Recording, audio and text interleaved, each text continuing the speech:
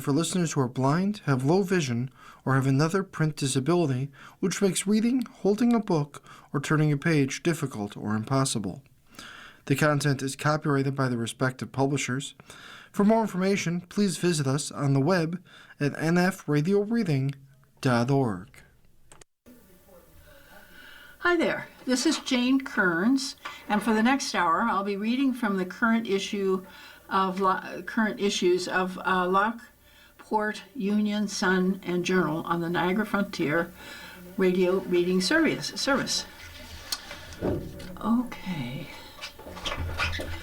so front page, and this is the December the 6th and 7th.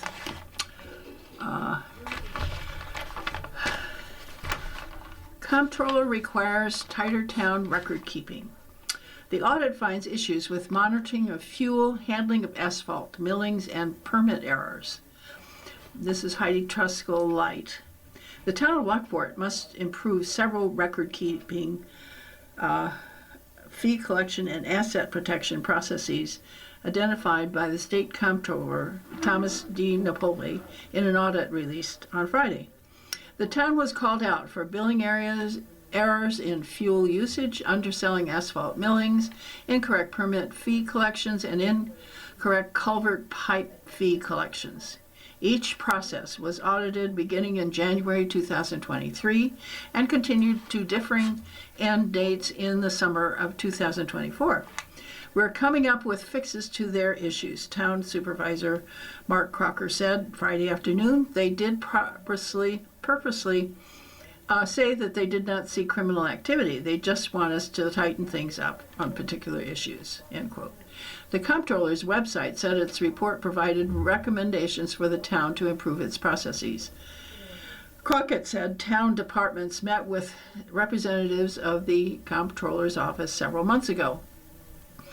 Auditors raised several issues on how the town handled storage and sale of asphalt millings. Millings are crushed against asphalt, removed, and then resurfacing when resurfacing on a road, and are used as a base for roads and shoulders to fill potholes.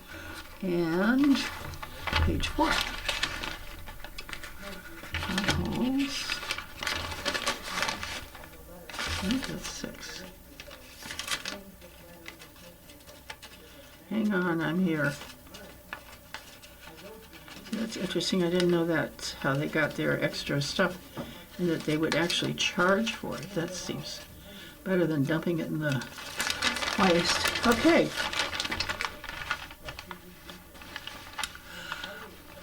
Okay, so we left off at millings are crushed asphalt removed when resurfacing a road and are used as a base for roads, shoulders, to fill potholes, and to create walking paths. Crocker said several years ago the town realized that millings have value and sells them to interested parties. If they're worth anything, the state comptroller wants us to account for it, he said. The comptroller's website said auditors observed 2 unsecured piles of millings totaling more than 1,400 tons behind the town's highway garage, which they assessed at a value of $89,000. They also assessed that the town sold $9,875 worth of millings for $929. Auditors are calling for better management of the town's millings, including maintaining perpetual inventory records, monitoring garage area video footage, and maintaining detailed sales and bank deposit records. The thing is that we don't have a scale, Crocker said. We measure our roads by truckloads. That's one issue we won't be able to address. Despite using a computerized fuel management system that requires a user to have a fuel card and a vehicle/equipment fuel card, the comptroller's report indicated that the town was vulnerable to unauthorized use of gas and diesel. The clerk did not ensure fuel card assignments were accurate and updated. As a result, fuel usage reports generated by the fuel system did not always accurately reflect the individual or vehicle/equipment using the fuel, and the superintendent would not be able to use these reports to ensure fuel cards were only being used by an authorized individual for proper purposes, end quote. And that's a very long sentence. According to the comptroller's office, the clerk underbilled for $3,667 in fuel for the town departments and $1,084 in fuel usage by contracting fire companies. When they looked at them, they said there were too many gas cards pending, Crocker said. We withdrew the gas cards and reissued them to fewer people. Good idea. In auditing building permit fee collections, auditors found that the inspector overcharged a total of $7,629 for 4 building permits, and he undercharged a total of $3,498 for 9 building permits. The town also collects as an application fee for culvert installations work and for the cost of drainage pipe installed at a business or residence.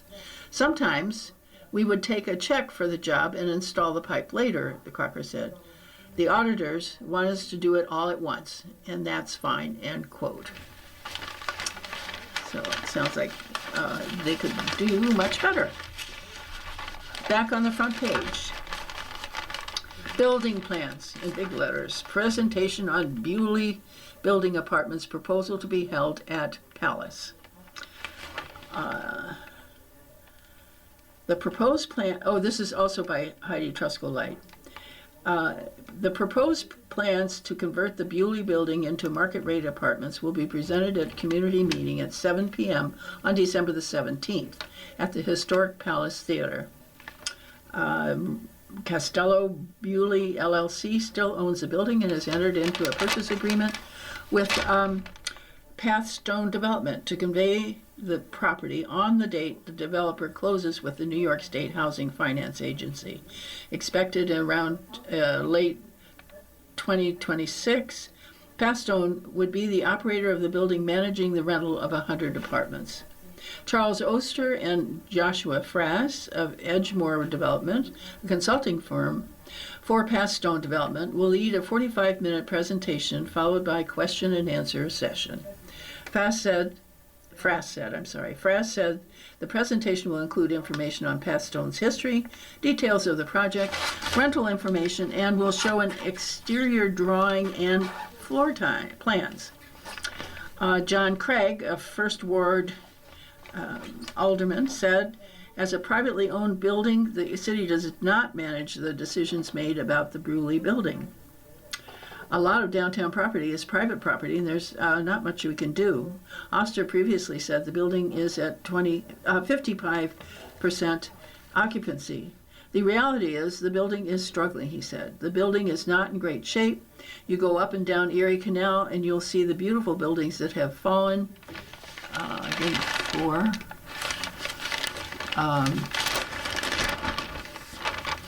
Falling into disrepair, and they're zombie properties now. I think that we're proposing makes a lot of sense.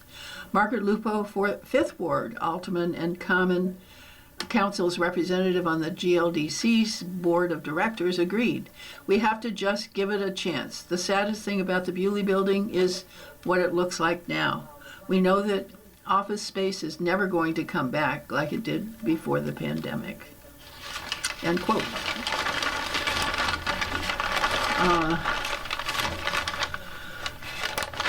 Warning of pot, again on the front page, warning of pot addiction. Doctors spread the word of cannabis use disorder, which is now on the rise, by Laura Ungar, the Associated Press. Dr. Smita Das often hears the same myth. You can't get hooked on pot. And the misconception has become more widespread as a growing number of states legalize marijuana. Around half now allow recreational use for adults, and 40 states allow medicinal use. But cannabis is definitely something that someone can develop an addiction to, said Das, an addiction psychiatrist at Stanford University. It's called cannabis use disorder, and it's on the rise, affecting about 3 in 10 people who use pot, according to the U.S. Centers for Disease Control and Prevention. If pot interferes with your daily life, health, or relationships, those are red flags. The more that somebody uses and the higher potency that somebody uses, the higher the risk of the addiction, Das said. It becomes more common as cannabis has gotten stronger in recent years. In the 1960s, most pot that people smoked contained less than 5% THC, the ingredient that gets you high. Today, the THC potency in cannabis flower and concentrates disparities can reach 40% or more, according to the National Institute on Drug Abuse. Cannabis use disorder is diagnosed the same way as any other substance use is as a disorder, by looking at whether someone meets certain criteria laid out in the latest version of the Diagnostic and Statistical Manual of Mental Disorders, the main guide for mental health providers. These include needing more of the drug to get the same effect, having withdrawal symptoms, and spending a lot of time trying to get or use it. When we break it down into these criteria that have to do with the impacts of their use, it's a lot more reliable, Das said. If you've met just 2 of the criteria for cannabis use disorder in the last year, doctors say you have a mild form of the condition. If you meet 6 or more, you have more severe form. According to the latest version of the National Survey on Drug Use and Health, 7% of all people 12 or older had cannabis use disorder in 2024, and most had a mild form. 1 in 5 had a severe form. People can be dependent and addicted to the substances. Dependence is physical, while addiction involves behavior changes. Marijuana doesn't affect everyone in the same way, though. The same amount can have major impacts, quote unquote, on one's personal daily life, but have no impact on another person's, Das said. It really pretty much comes down to how much is that substance impacting someone's functioning and life day to day. Many marijuana users first come to Das for help coping with something else, like alcohol use disorder. Later, she said, they'll often come back and mention struggle with cannabis. She assures them that there are effective treatments for the disorder. One is called motivational interviewing, a goal-oriented counseling style that helps people find internal motivation to change their behavior. Another is cognitive behavioral therapy, or CBT, a form of talk therapy that helps people to challenge negative thought patterns and reduce unhelpful behavior. 12-step programs like Marijuana Anonymous can also be helpful, Das said. But whether somebody chooses to join a group or not, even being able to lean on a community of people who aren't using pot is an important part for recovery. Dave Bushnell, a retired digital executive creative director, started a Reddit group 14 years ago for people who, like him, had developed an addiction or dependency to cannabis and wanted help recovering. Its discussions forum have 350,000 members and continues to grow. Bushnell, 60, said peer support is essential to recovery, and some people feel more comfortable chatting online than in person. Quote, this is potheads taking care of potheads, he said, end quote. Doctors argued people who need help to get it, whether it's with professional or in a peer group.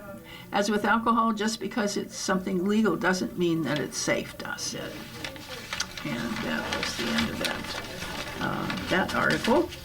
The next and the last on the front page is train crash victim estate files suit over triple fatal hit. Accuse railroads, local municipalities, law enforcement and agencies, and others of negligence in the North Tonawanda accident.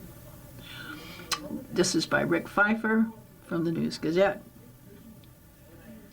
The estates of a Kenmore grandmother and her grandson have filed suit against a pair of railroad employees, 5 Western New York municipalities, and their law enforcement agency, and even a family friend, accusing them of committing a torturous act in connection with a grinding triple fatal truck and train crash. Executors of the estate of Olive Geldhart and her grandson, Marie J.B. Geldhart, filed their suit in New York State Supreme Court this summer.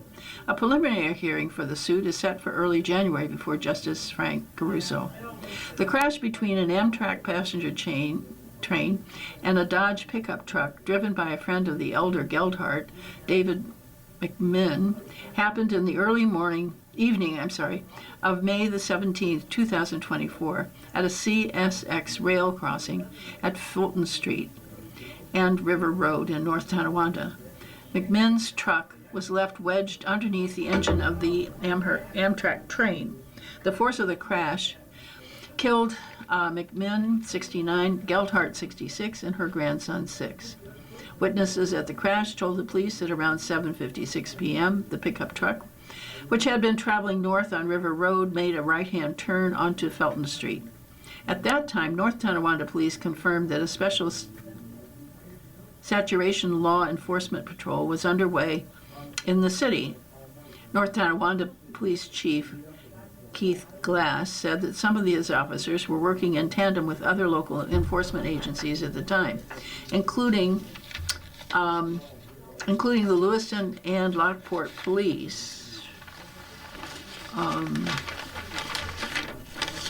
departments, the Niagara County Sheriff's Office, and Niagara County Drug Task Force. The North Tonawanda Police said that a town of Lewiston police officer who was paired with a North Tonawanda police officer were conducting a, quote, traffic stop, end quote, on Felton Avenue on the east side of the CSX train track. Glass said that at the time, the stop did not take place on the train tracks, end quote, but he was unsure of the reason for the traffic stop. Witnesses said that the driver of the pickup truck, after making the turn onto Felton Street, appeared to stop on the first of 2 sets of train tracks behind a Lewiston police patrol car. While the truck was stopped, while the truck was stopped, the Amtrak passenger train number 281, heading north from New York City to Niagara Falls, began approaching the Felton Street crossing. Witnesses said that as the train got closer to the Felton Street crossing, the lights on the safety gates began flashing and started to lower. As the gates lowered, witnesses said the pickup truck appeared to become trapped between the gates on the east and west sides of the track. At least one witness told the police that the driver of the pickup truck, McMinn, appeared to an attempt to back off the tracks, but stopped before hitting the safety gate.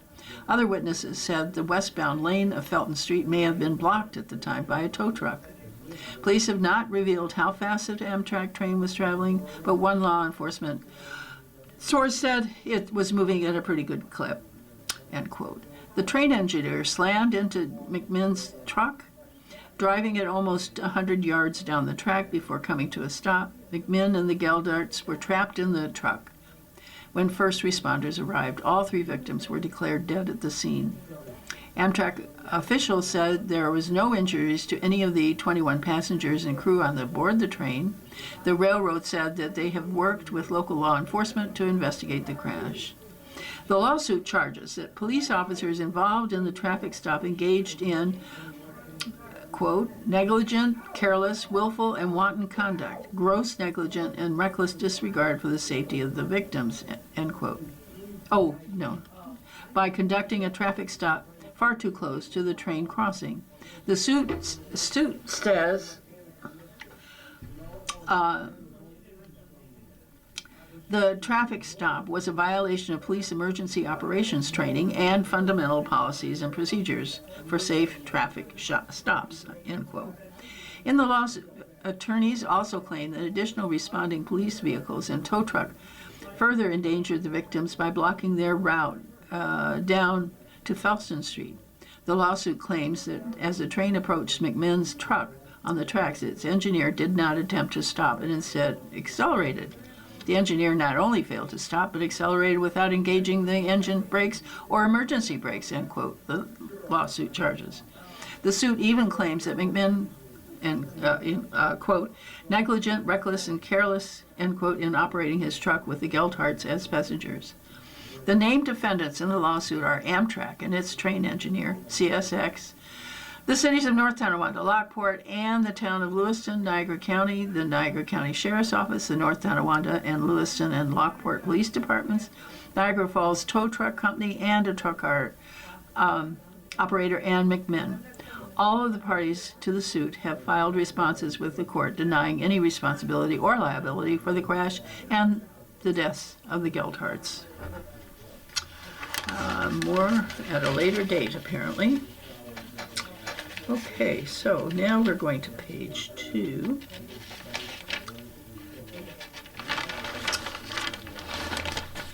North Tonawanda hosting a magical 25th Winter Walk today. And I think we're too late for that. Sunday, oh yeah, this is Saturday and Sunday. I'll read it anyway. The North Tonawanda, this is Mark Shear from Lockport Journal.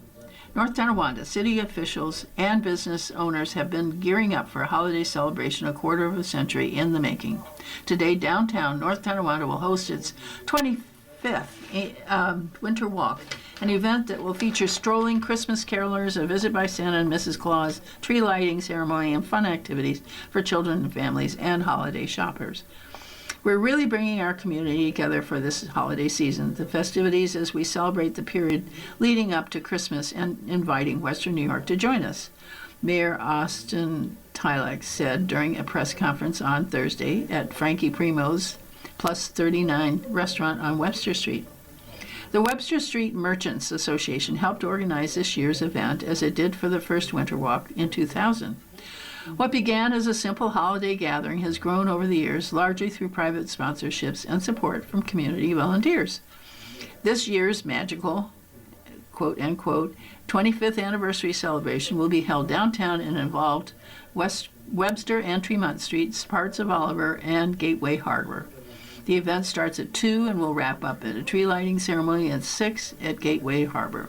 The attendees will be treated to strolling carolers courtesy of Matt's Music, 3 S'more stations, antique fire truck rides courtesy of Sweeney Hose. In addition, the North Tonawanda Christmas trailer will be on hand, collecting non-perishable food items to support the local families in need. Kid and family-friendly activities will include making and take ornaments, cookie decorating, holiday crafts, and a chance to visit Santa's workshop at the North Tonawanda Senior Center, 110 Goundry Street. The local organization of Women Against Nighttime Terror is sponsoring 4 s'more stations, and members will be on site to assist children with making s'mores during the event.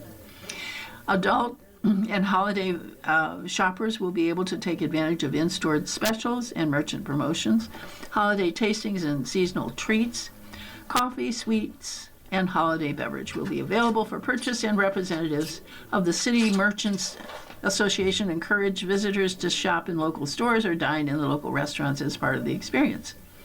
Winter Walk co-chairs and North Tonawanda Merchants Association President Rachel D. Domenico, city officials and local business owners have really stepped up this year to make the 25th anniversary even more special than it's been in recent years. She noted that more than 20 area organizations and businesses will be participating in this weekend. The Winter Walk is a reflection of who we are as a community, supportive, welcoming, and full of holiday spirit, end quote.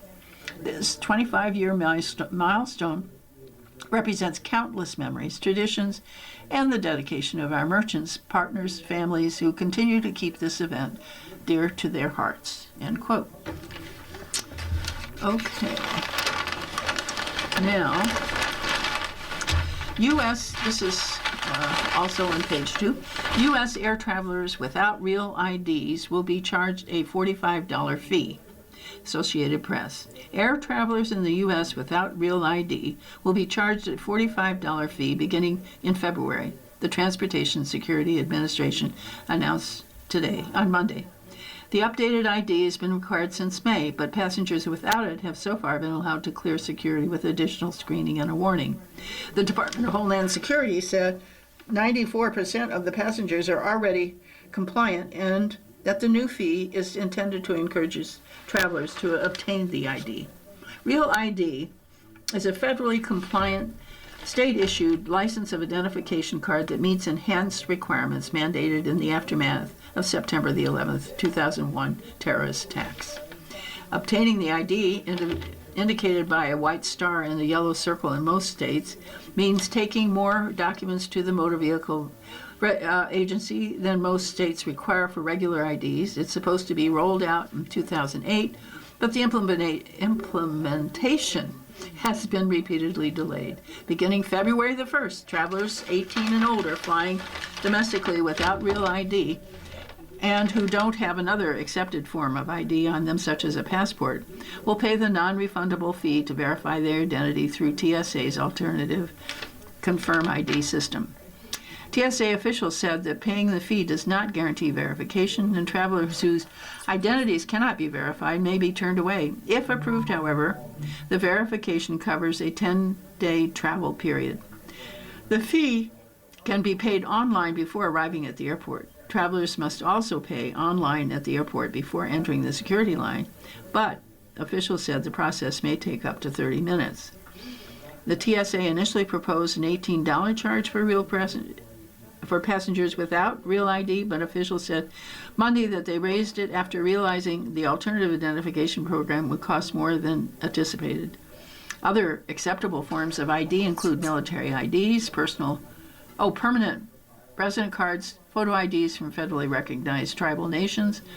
TSA also accepts digital IDs through platforms such as Apple Wallet, Google Wallet, and Samsung Wallet in more than 250 airports in the U.S. So that's good to know if you're traveling. Let's see.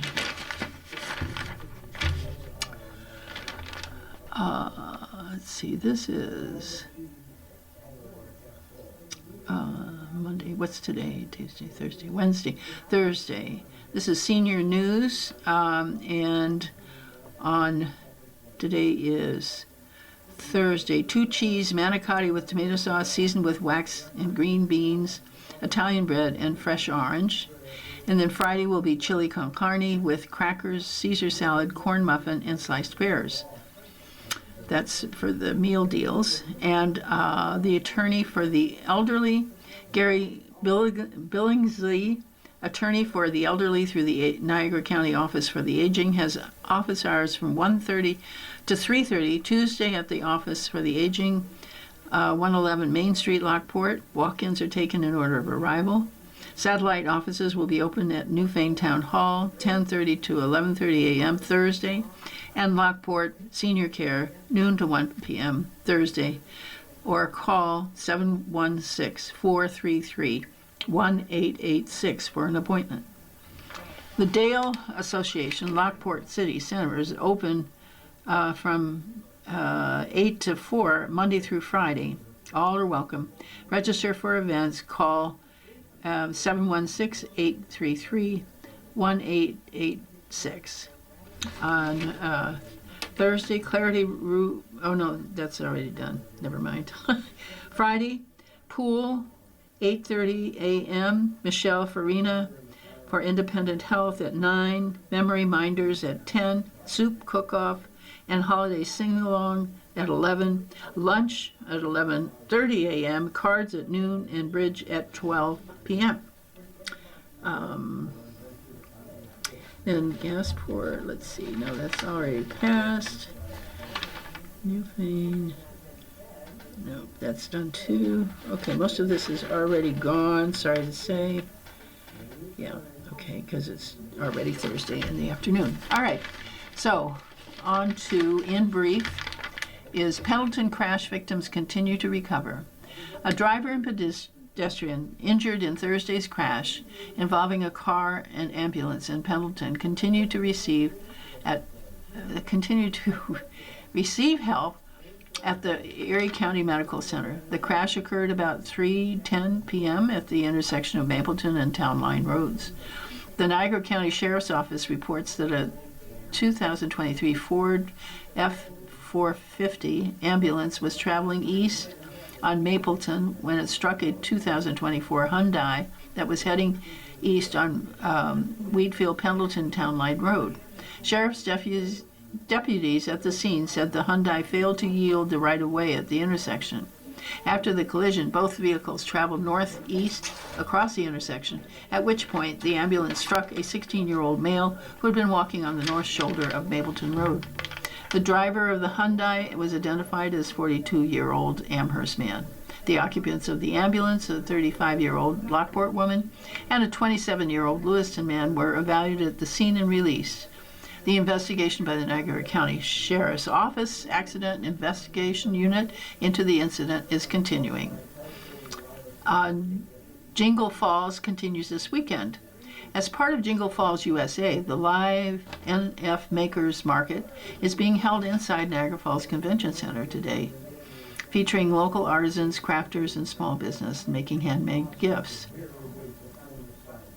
Throughout the weekend, guests can enjoy outdoor horse wagonette rides, as well as curling mini golf, train rides, Santa appearance, and more inside the Niagara Falls Convention Center. Breakfast with Santa will be held on Sunday, where families can enjoy a festive meal and meet Santa Claus himself. Tickets are required for the breakfast. For the full schedule of events and details, visit www.jinglefallsusa.com or follow Jingle Falls USA on Facebook for updates.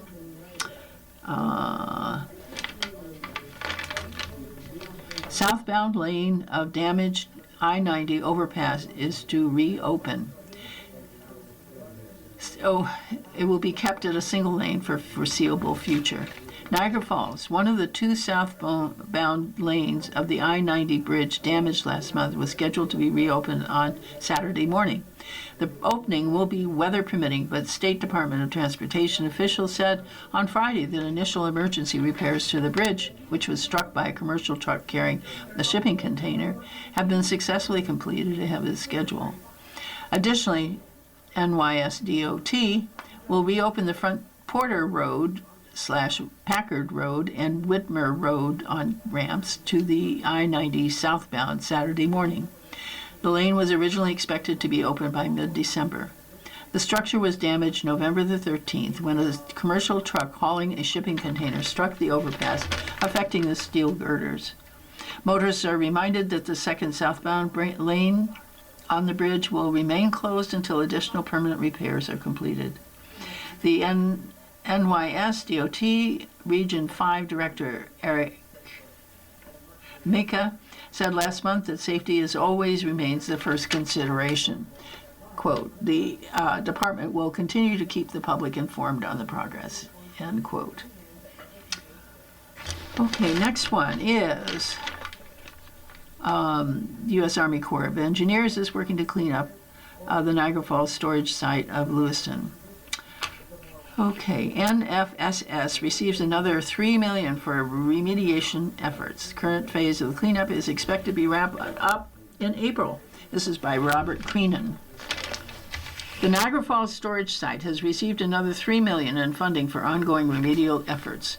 The funds are from cost recovery efforts by liable parties as a result of settlement agreement between the continued cleaning of the balance of the plant operation unit, which is the removal of contaminated soil and groundwater surrounding the interim waste container structure holding radioactive materials at the Lewiston site. It's not known at this time which parties the funding is coming from. The Army Corps of Engineers, the Buffalo District spokesman, Andrew Kornacki, said that the first phase of the cleanup is finished to be done in April, with safety driving the efforts. The overall cost of this phase of cleanup stands at $26.5 million. The Buffalo District had contracted Enviro Fix Solutions from California in the summer of 2023 for $40 million to carry out the remedial work, removing the contaminated soil and groundwater from the site and making it suitable for industrial use. The more than 6,000 cubic yards of materials were originally due for the Wayne Disposal Facility 30 miles west of Detroit. But outrage from the residents and a federal judge order barring the transportation of the waste to Michigan resulted in the materials being instead going to the Waste Control Specialist Facility in Andrews, Texas. That process, now using freight trains heading for Texas instead of trucks to Michigan, has been underway since July. It's part of a $70.5 million the Army Corps of Engineers Buffalo District received towards 5 cleanup efforts as part of the formerly utilized sites remedial action program in its coverage area.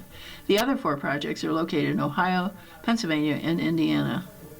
Nationwide, the Army Corps received $155 million through the cost of recovery efforts for the remediation at 12 FUSRAP projects across 7 states. It's a pretty big deal. Advanced care planning, a good idea for everyone. Despite recent gains in public awareness for the need for advanced care planning, studies indicate that most Americans have not exercised their right to make decisions about their health care in the event they cannot speak for themselves. Advanced planning isn't just about preparing for the future, it's about protecting your choices, your loved ones, and your peace of mind. At 10:30 a.m. Tuesday, the Dale Association will post a 1-hour presentation that examines the key legal documents that older adults often use to plan for their care later in life and to manage the distribution of their assets after death.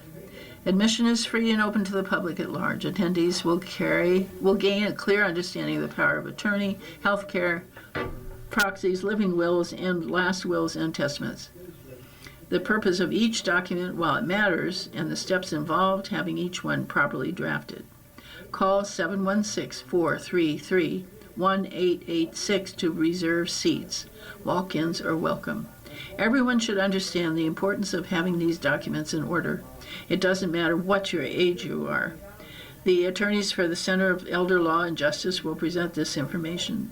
The Center for Elder Law and Justice helps older adults and vulnerable individuals take control of their what-ifs that comes in life through compassionate and knowledgeable legal guidance, whether you're thinking about creating a will, assigning a power of attorney, or making healthcare decisions in advance. Their team will ensure your voice is heard now and in the future. When your wishes are clearly documented, you can give your family the greatest gift of all: charity, security, and peace. Please consider attending a presentation to learn how to prepare for life's unexpected changes with confidence. The CEO of the Dale Association is a nonprofit organization that provides senior mental health, in-home care, and caregiver support services, as well as enrichment activities for adults. For more information, please call 716-433-1886 or visit www.daleassociation.com. Let's see. Dates ahead for December. Saturday the 13th and the 20th. Santa on the Carousel. Carousel rides, reindeer games, and pictures with Santa at 180 Thompson Street, North Tonawanda. 11 to 11:30, noon to 1:30, 2 to 3:30. Pre-registration is required. No admission sold at the door. The children are 4 to 16 are $14. Adults are $10. Under 2 free. Again, 716-693-1885 or info@carouselmuseum.org. Susan, let's see, where are we now? Sunday.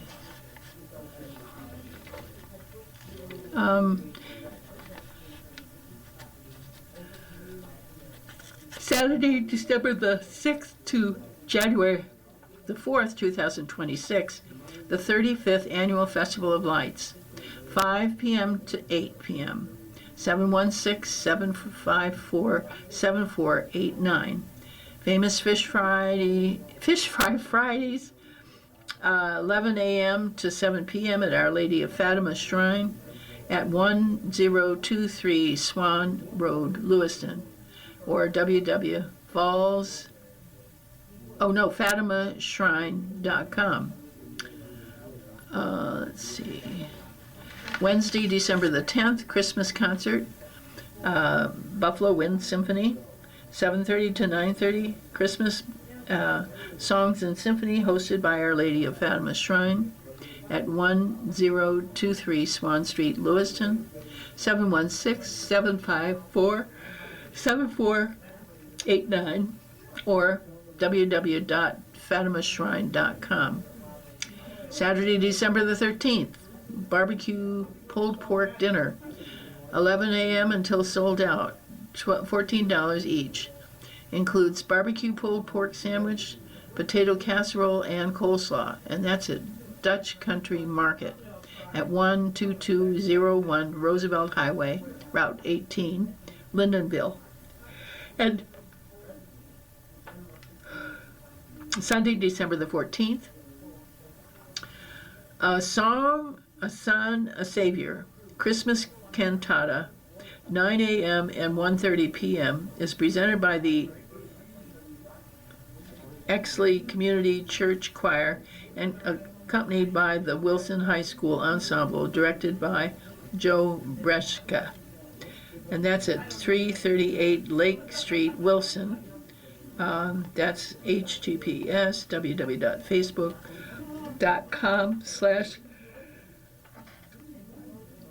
people/exleycommunity.church/1308027 421093 /#. Okay, so that takes care of that. And we've done page 4. That was all from the front page. Okay, so now we have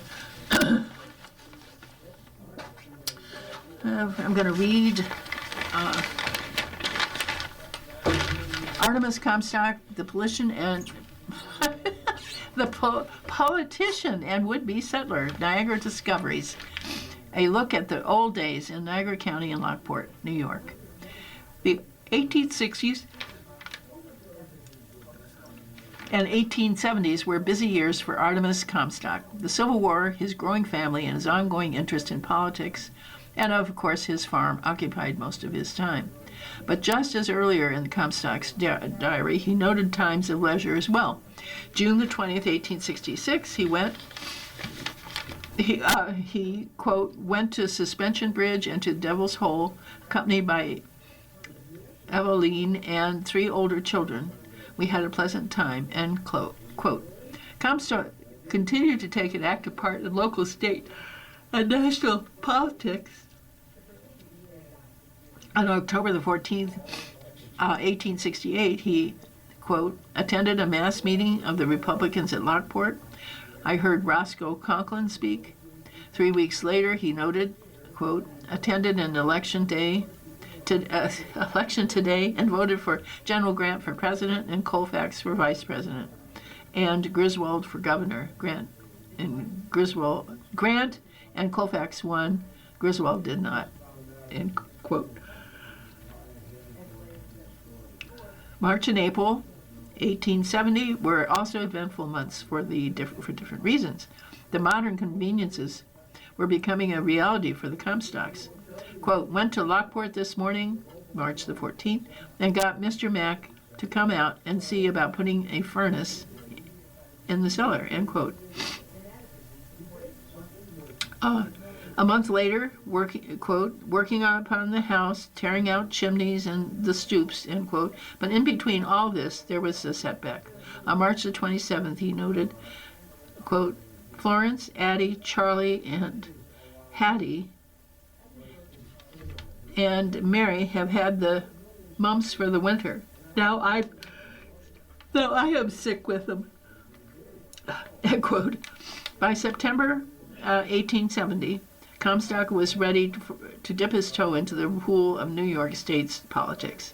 Quote, I attended a conference convention at Lockport to send delegates to the state convention to be held in Saratoga to nominate a candidate for the office of governor of the state of New York, and was selected as a delegate, end quote.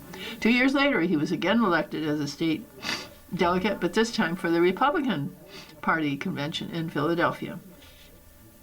In November of 1873, Comstock wrote rather modestly in his diary, quote, "I am the nominee of the Republican Party for member of the New York State Assembly," end quote. He won that election and served for 2 years, 1874 to 1875, spending the months of January through May in Albany. His diary does not indicate if he ran again in 76, but he remained active in local politics.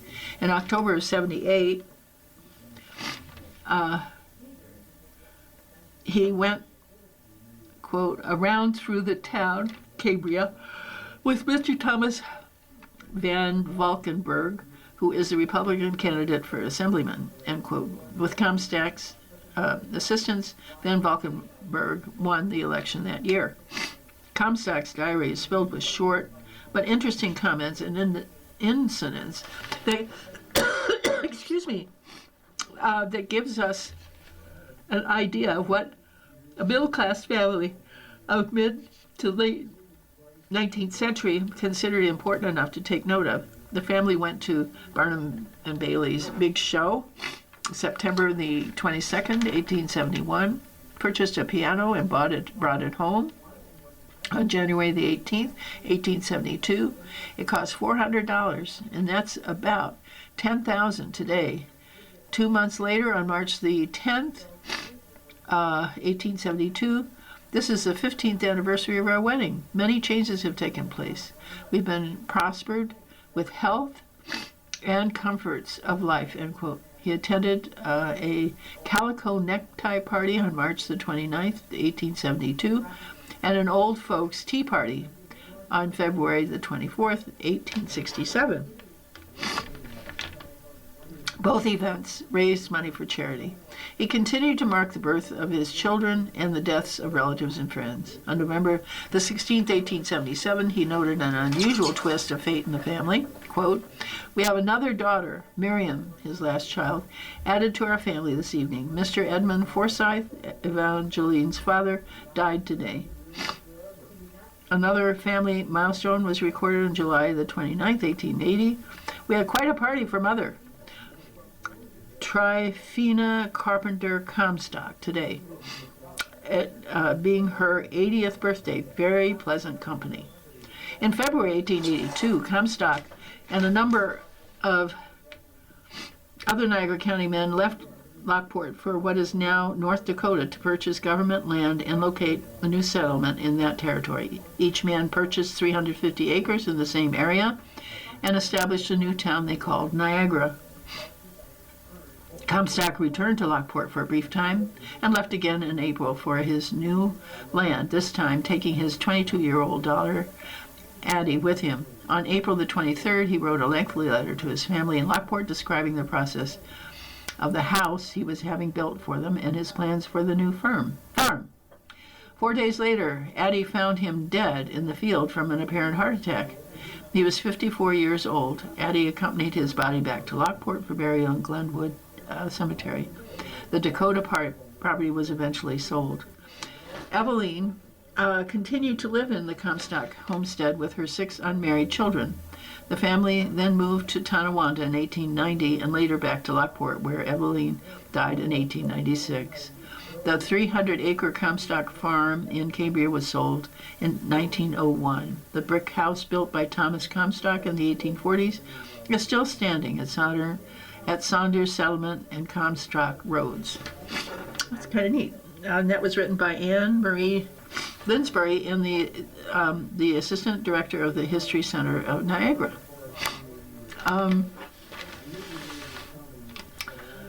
Let's see.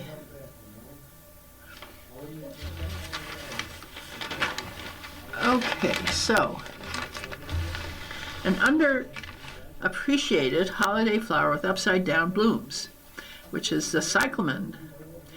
And this is by Jessica Diamond, Associated Press. Cyclamen is an underappreciated holiday plant that deserves more attention. With about 24 species, these perennials have unique upside-down flowers in shades of white, pink, red, and purple. They bloom only in the winter. Cyclamen thrives in softer indirect light and prefer cooler temperatures around 60 degrees. They also like humidity, so consider placing them in a bathroom or on a pebble tray with water. Watering requires balance. Too much or too little can harm the plant. During the dormancy, stop watering and fertilizing and move the plant to a cool, dark room. If I asked you to name a holiday flower, my guess is poinsettia, amaryllis, or paper whites would be the first to come to mind. But there's another, the underused seasonal plant that deserves attention. Allow me to introduce you to cyclamen. They are roughly 24 species of this perennial plant, and some of their rounded leaves and others with heart or kidney or ivy-shaped foliage. Some boast white or silver marbling on speckles on their leaves, but their flowers are the main attraction. Available in white and shades of pink, red, and purple, the houseplant boasts unusual upside-down flowers with delicate, backward curved petals, and they bloom only in the winter. Place cyclamen plants in a spot that provides soft or indirect light, such as in front of an east or north-facing window, or the side of the brighter one. These plants do not like the heat. They thrive best at temperatures that hover around 60 degrees. Cyclamen also likes humidity, so consider growing them in a bathroom. I think I already read that. Take care not to splash. Okay. Let's see. Place it in shallow. Okay. And then removing the pot from. Okay. Okay. So your best bet is to water cyclamen through the drainage hole in the bottom of the pot, placing it in a shallow bowl of water until the soil is lightly saturated, then removing the pot from the bowl and allowing to drain before returning it to its home perch. Take care not to splash the plant's crown, the juncture between the bottom of the main stem and the roots, with water. It's highly acceptable to rot. Provide a monthly dose of a balanced houseplant fertilizer diluted to half strength when the plant is in its growing phase. Stop watering and fertilizing as soon as the plant leaves turn yellow, which signals it's preparing for dormancy. Moving it to a cool, dark room will help the plant during this phase. Most, if not all, the leaves will die and droop, and you can trim them off any that remain. Brush off a bit of the soil from the top of the plant's tuberous root to expose it to air while it's dormant. This will help prevent rotting. Your cyclamen will look dead during the summer, but will show signs of new life in the fall. Then you spot new growth. Cover up the top of the tuber with potting mix, and then move the plant back into bright light and continue watering and fertilizing for another round of cheerful holiday blooms. Jessica Diamano writes weekly gardening columns for the AP and Publishers, the award-winning weekly Dirt newsletter. You can sign up here for wide weekly gardening tips and advice. Up your game. This is another article to help you for Christmas. Up your Christmas shopping game with these AI tools. This is Kevin Chan and Andy Innocenzio, Associated Press. Shopping assistant chatbots were a novelty a year ago. Now they're everywhere. After rolling out AI-powered assistants, online retailers and tech companies have been adding more artificial intelligence features to make online shopping easier and more convenient. The latest crop of AI-powered shopping services and tools made their debut in recent weeks, just in time to kick off the holiday shopping season that begins with Black Friday. Here's a rundown of existing and newly released AI services that can help with your search for the perfect gift in the run-up for Christmas. Retail Chatbox. Amazon led the way by rolling out its Rufus Chatbox in 2024. Other commerce websites followed with their own AI assistants to enhance the online shopping experience. Walmart's Sparky Chatbox is available on the Retail Giants app and can synthesize reviews or offer product recommendations based on occasions such as Christmas. Target recently unveiled a gift finder for Chatbox in its app, but it's only available for the holiday season. Ralph Lauren partnered with Microsoft in Ask Ralph Chatbox to provide style recommendations. The aim of deploying chatbots is to make it easier for people to find what they're looking for. Instead of entering terms and keywords, you can type or use voice dictation for a conversational back and forth. Try it on, virtually. So you think you found a stylish cardigan for your spouse, but you're not sure about the silhouette or the vibe. Generative AI try-on tools lets users see what a piece of clothing might look like on the wearer. Existing virtual dressing room tools have relied on complex 3D rendering, real photo shoots, and augmented reality. Often shoppers are limited to picking a model that best fit their body type to see how clothes fit. Google is now tapping AI to allow shoppers to virtually try on garments and choose using pictures of themselves in simple poses. Among exceptions, accessories like hats or jewelry, bathing suits, and lingerie. To use this feature, which is available through Google's Shopping desktop search and mobile app in Australia, Japan, Canada, and US, just tap Try It On button on a product's photo and add a full-length photo of yourself. And then AI calls for availability. Prefer to buy in person? It's a good idea to make sure the bricks and mortar shop has the product you want before heading over. Google has launched an AI service that will call local stores to ask. It's only available in the US for toys, electronics, health, and beauty products. When doing a Google search for the product you want, add "near me" to the end of your search query. Then, if you see Let Google Call, then scrolling through the results, you can tap Get Started button. Google will then contact stores near your location to ask if your item is in stock. Okay,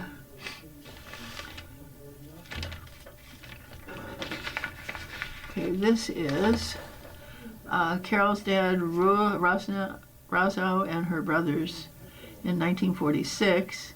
It's DIY family history gifts. Soon after you've carved the turkey, my email lights up with inquiries about non-genealogists wanting to have their family tree done in time for a holiday gift. I agreed to help once, never again, at such a late date, and compiled as much information possible to pass on to the client. The results were disappointing, and I learned a lesson. Even with the best of intentions, some things can't be rushed. So, with Hanukkah, Christmas, and Kwanzaa approaching, I thought I'd share some thoughtful family history-related gifts you can create yourself. Review your search. I once found a photo of a friend's great-grandmother in a book.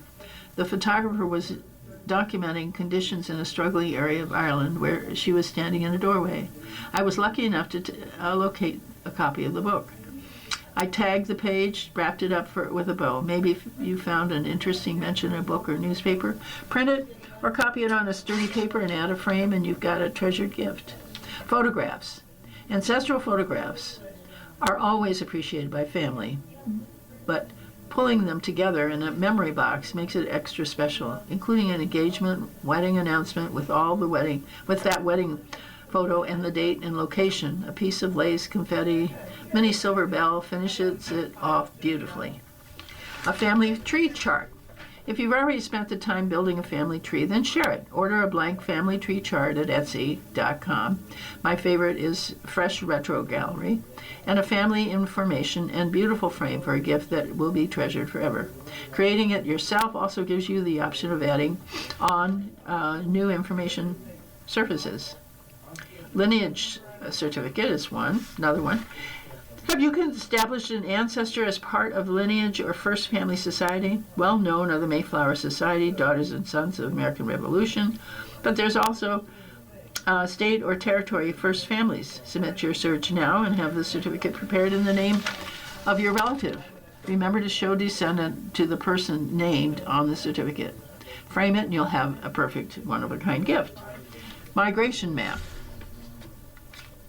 Although my own family has shallow roots in the United States and a straight route to New York, many others moved often. Scratch maps can be a fun way to track family migration and immigration throughout the country and even the world. You can find them on Amazon for under $25. Census record.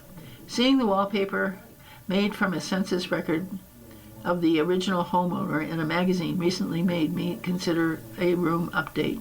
My husband, not so much. Genealogy gifts on Etsy.com will customize a coffee mug with a 1940s census of your family, which is... The following program is intended for listeners who are blind, have low vision,